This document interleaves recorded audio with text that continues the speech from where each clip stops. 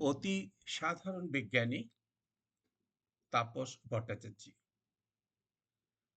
আজ থেকে অনেক বছর আগে রবীন্দ্রনাথ ঠাকুর একটি কবিতা লিখেছিলেন, সাধারণ মেয়ে।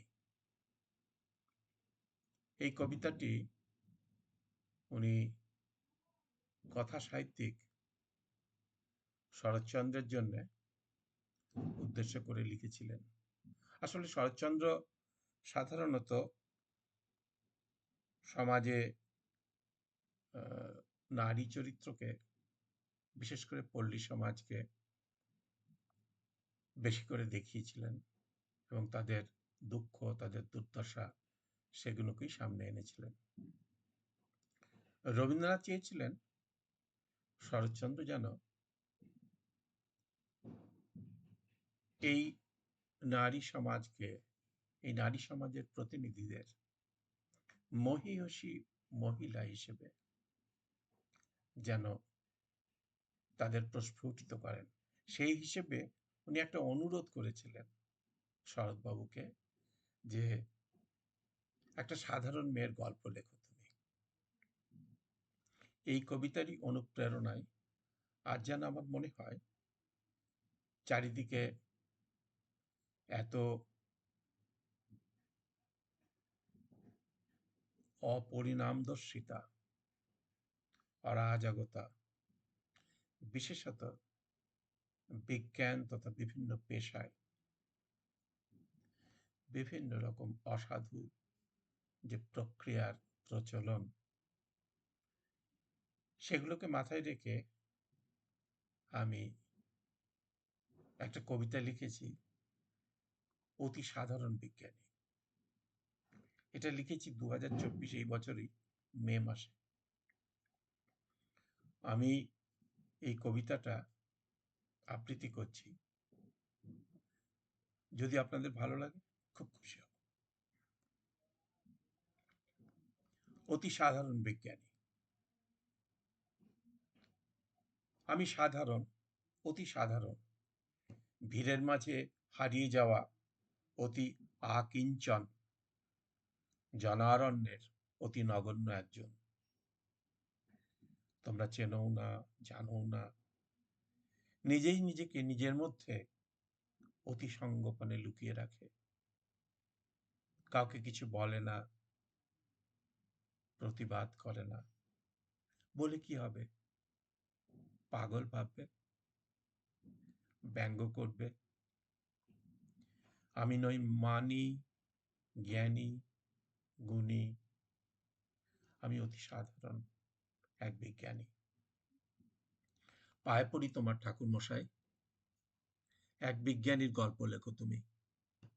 অতি সাধারণ বিজ্ঞানী, সে পড়তে জানে, লিখতে জানে, কথা বলতে জানে, তার সলজ্জ সহজতায় নিজেকে জাহির করতে জানে না, জানে না মিথ্যে বলতে, জানে কাজ করতে এবং করাতে, পারে না অন্যের কৃতিত্ব নিজের নামে করে নিতে। তার নাম দিয়ে অবিনাশ। সে করুক অর্জন দেশের ও দশের বিশ্বাস, এগিয়ে নিয়ে যাক বিজ্ঞানের রথ, বর্ষিত হোক কবিগুরুর আশীর্বাদ। ভয় পেও না,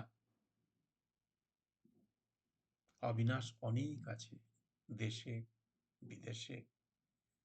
তুমি তো কোনো ব্যক্তি বিশেষের গল্প লিখবে না, লিখবে সত্য কথা, লিখবে বিজ্ঞানের প্রগতির কথা, বিশেষ জ্ঞানের কথা, লিখবে বিজ্ঞানীর মনোবেদনার কথা, অবিরাম ব্যর্থতার এবং কচিত কদাচিৎ সফলতার কথাও যেন ঝরে পড়ে তোমার সোনার কলমে। কবি, তুমি লেখো বিজ্ঞানীর সফলতার কারণ, ব্যর্থতার বুকচাপা বেদনা, ন্যায় অন্যায়ের সংঘাত এবং পক্ষপাতিত্বের নির্লজ্জ প্রকাশের কথা।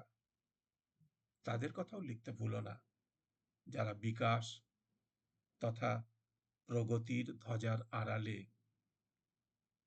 আত্মম্ভরিতা এবং দেশদ্রোহিতার কথা বলে। তোমার কলমের সুতীব্র এবং সুতীক্ষ্ণ বাণে বিজ্ঞান ভিক্ষুদের স্বপ্ন তথা আশা ভঙ্গকারী ওষুধের কথাও স্থান পাক তোমার প্রতিছত্রে। সত্যের অপলাপকারীদের প্রাসাদ ভিত্তি ধ্বংসের মাঝে বিজ্ঞানের জয় পতাকা উত্তোলন করো। কিন্তু ওইখানে থেমে গেলে তোমার বিশ্বকবি নামে কলঙ্ক থেকে যাবে। কৃপণতার কলুষ যেন স্পর্শ না করে তোমার সোনার লেখনীকে। সবাইকে আহ্বানের গল্প লেখো তুমি। নবীন প্রবীণের গোলযোগে না গিয়ে প্রবীণের অভিজ্ঞতার চোখে নবীনকে প্রবুদ্ধ করার কাহিনী হয়ে উঠুক মনোমুগ্ধকর, শ্রুতি সুখকর। নবীন দেখবে সোনায় মোড়ানো ভবিষ্যতের প্রতিশ্রুতি। প্রবীণ দেখবে নতুন প্রজন্মের অগ্রগতি। পড়তে পড়তে অশ্রু জলসিক্ত হবে বিজ্ঞানীর অন্তর মন। ফুল চন্দনের অবিরাম বর্ষণে অভিষিক্ত হবে বিশ্বকবির বিশ্ববার্তা। দেশকে তথা নতুন পৃথিবীকে তথাকথিত চিরনূতনের পথে নিয়ে যাওয়ার সুপরিকল্পিত মিথ্যা প্রতিশ্রুতি তোমাকে যেন বিভ্রান্ত না করে। কারণ অবিনাশ পুরস্কারের প্রলোভন জয় করেছে, সে চেষ্টা ফলবতী হবে না। ইউরোপীয় রসজ্ঞের পক্ষপাতিত্বে তাকে মাপতে যাও বৃথা। তুমি তো বিধাতা পুরুষ, সর্বজ্ঞ। তুমি তোমার চোখে বিজ্ঞানকে দেখো, বিজ্ঞানীর প্রতিভাকে মাপো এবং বিজ্ঞানের পথে অন্তরায় অশালীন তত্ত্বকে তোমার কলম যেন প্রতিবাদের প্রবল আঘাতে চূর্ণ বিচূর্ণ করে। বিজ্ঞানের অগ্রগতিতে বিজ্ঞানীর মালা প্রস্তুত করো তুমি। দেখো মালার প্রতিটি পুষ্প যেন সজীব হয়, সুন্দর হয়, তাদের সুগন্ধ যেন সমগ্র বিশ্বকে সমৃদ্ধ করে। পৃথিবী যেন নতুন করে চিনতে পারে তাদের। প্রয়োজনে পুষ্প চয়ন সমিতির পুনরায় গঠনের কথা সচ্চারিত হোক তোমার লেখনীতে, যাতে প্রতিটি পুষ্পরূপী বিজ্ঞানী তাদের মেধা, প্রতিভা এবং নিজ নিজ বুদ্ধির বলে তোমার প্রস্তুত মালাতে নিজ মর্যাদায় নিজেদের স্থান করে নিতে পারে। সময় বয়ে যাওয়ার দ্রুততায় আজ বড় তোমার কথা মনে হয়। মনে হয় তোমার আবির্ভাবের শুভক্ষণ সমাগত। হে মহামানব, হে জীবনের কবি, এসো প্রকটিত করো তোমার অস্তিত্বকে, প্রজ্বলিত করো চিরসত্যকে, সত্যের মহিমাকে। মিথ্যাকে পরাস্ত করে তোমার কলমে সোচ্চার হোক এক বিজ্ঞানীর কথা, এক সাধারণ বিজ্ঞানীর কথা। আর তারপরে হবে বিজ্ঞানের নতুন জয়যাত্রা।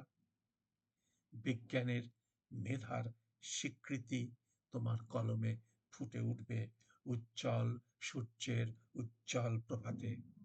দেশ জগৎ সভার শ্রেষ্ঠ আসন ছিনিয়ে এনে ভারত মাতার কপালে জয় তিলক দেবে একে। কবিগুরুর পুনর আবির্ভাবে সাধারণ বিজ্ঞানী ধরা দেবে অসাধারণ রূপে। নমস্কার।